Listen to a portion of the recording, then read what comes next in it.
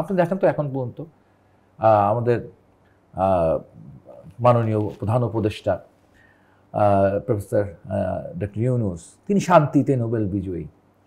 শান্তিতে নোবেল বিজয়ী একজন ব্যক্তি যখন হচ্ছে এই দেশের প্রধান, সরকার প্রধান, সেই সরকার প্রধান যখন দায়িত্বে আছেন প্রায় 1 বছর ধরে, ঠিক সেই সময় যখন তার এই বাংলাদেশে হচ্ছে গিয়ে আমাদের এই বাংলাদেশে যখন নানা প্রান্তে নানান জায়গায় এই যে মব চলছে, দীর্ঘদিন ধরে মব চলছে। হ্যাঁ, একটা কথা আছে, একটা সমস্ত মুক্তিযুদ্ধের পরেও হয়েছে, যে 90-এর গণঅভ্যুত্থানের পরে কিছু ঘটনা ঘটেছে, 69-এর আইয়ুব খানের পতনের পরেও এরকম ঘটেছে।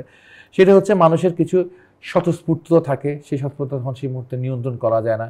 কারণ গণঅভ্যুত্থান মানে হচ্ছে পুরাতনের একদম পুরাতন সিস্টেমটা তখন ভেঙে পড়ে, পুরাতন সিস্টেমটা ভেঙে পড়ে, সবসময় পৃথিবীর সব দেশে ঘটে।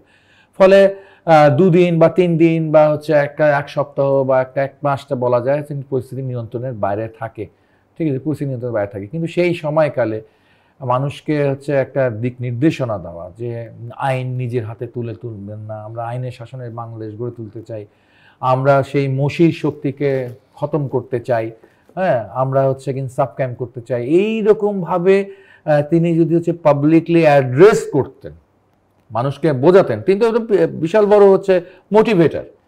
আমরা শুনেছি যে পৃথিবীর বিভিন্ন দেশের বড় বড় প্রতিষ্ঠান তাকে দাওয়াত দিয়ে নিয়ে যায়, তার বক্তব্য শোনা যায়, তার মোটিভেটিং বক্তব্য শোনার জন্য আর কি।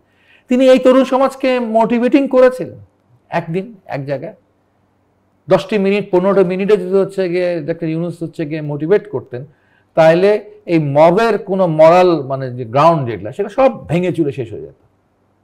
করেন তো নিয়ে